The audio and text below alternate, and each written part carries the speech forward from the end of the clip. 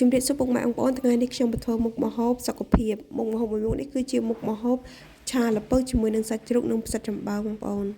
ចាបងប្អូនដូចដឹងស្រាប់ថាបន្លែល្ពៅគឺជាបន្លែដែលជួយសុខភាពយើងខ្លាំងមែនទែនពីព្រោះបន្លែល្ពៅសម្បូរទៅដោយវីតាមីន A និងសារធាតុរ៉ែផងដែរមិនត្រឹមតែប៉ុណ្ណោះបន្លែល្ពៅមានសារធាតុប៉ូតាស្យូមនិងផូស្វ័រ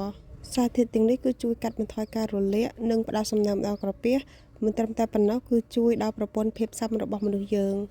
សម្រាប់បន្លែល្ពៅអាចកាត់បន្ថយជំងឺមហារីកនិងជំងឺទឹកនោមផ្អែមផងដែរបន្លែល្ពៅជួយរក្សាសុខភាពភ្នែកហើយនិងស្បែកផងដែរជាពិសេសគឺជួយការឲ្យយើងសម្រាកទម្ងន់ផងដែរដើម្បីបានមុខម្ហូបមួយមុខនេះគឺយើងត្រូវហាន់សាច់ជាមុនសិនបន្ទាប់មកទៀតយើងត្រូវហាន់បន្លែល្ពៅឲ្យជាចំណិតតូចៗព្រោះបន្លែល្ពៅគឺជាបន្លែដែលប្រើពេលយូរសម្រាប់ចម្អិនអញ្ចឹងហើយយើងត្រូវចិតវាជាចំណិតតូចៗតាមតែចំណង់ចំណូលចិត្តយើងបន្លែល្ពៅបើសិនយើងចិតជាចំណិតធំៗក្នុងការចម្អិនយើងត្រូវប្រើពេលយូរជាងយើងចិតជាចំណិតតូចៗដូច្នោះហើយបានជាខ្ញុំចិតល្ពៅជាចំណិតតូចៗដើម្បីងាយស្រួលចម្អិនសម្រាប់បន្លែល្ពៅគឺងាយស្រួលបរិភោគ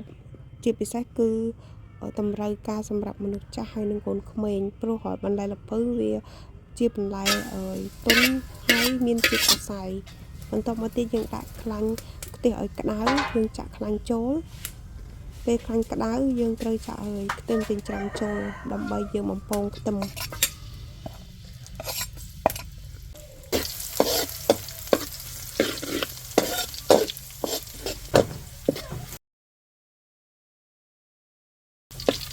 ពេលបំពងខ្ទឹមឡើងក្រហមហើយយើងចាក់សាច់ចូល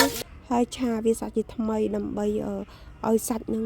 រៀងឆ្អិនបន្តិចទើបយើងដាក់គ្រឿងចូលគ្រឿងមានដូចជាស្ករស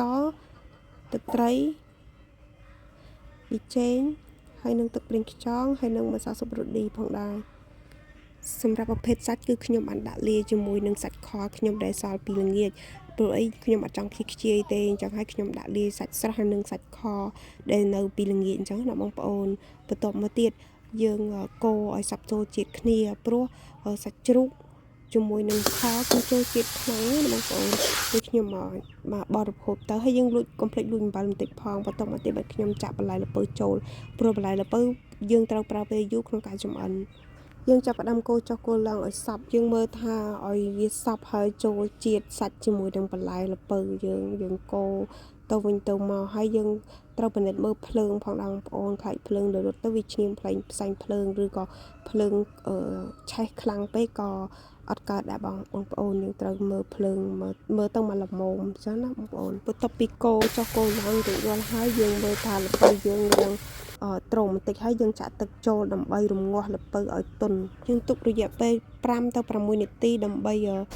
រំងាស់វាបន្ទាប់មកទៀតយើងដាក់ផ្សិតត្រងចូលតែម្ដងប៉ុន្តែគឺយើងត្រូវឆែកមើលម្ដងទៀតថាល្ពៅយើងល្មមឆ្អិនហើយឬនៅបើសិនណាបងប្អូនឆាល្ពៅមិនទាន់ឆ្អិនទេក៏កុំឲ្យទាន់ដាក់ផ្សិតច្បើងចូលក៏បានដែរព្រោះផ្សិតច្បើងគឺងាយស្រួលចម្អិនទេព្រោះវាប្រើពេលលឿនទេផ្សិតច្បើងពិបាកតែបន្លែល្ពៅយើងនឹងឯងបងប្អូនយើងត្រូវចាក់ទឹករំងាស់ធ្វើម៉េចឲ្យល្ពៅផុយចឹងណាបងប្អូនហើយបងប្អូនកុំភ្លេចភ្លក់សាបឬប្រៃបងប្អូនអាចថែមគ្រឿងទៅតាមចំណង់ចំណូលចិត្តបងប្អូនអរគុណបងប្អូនសម្រាប់ការទស្សនាសូមបងប្អូនជួយចុច like និងជួយ subscribe channel ខ្ញុំ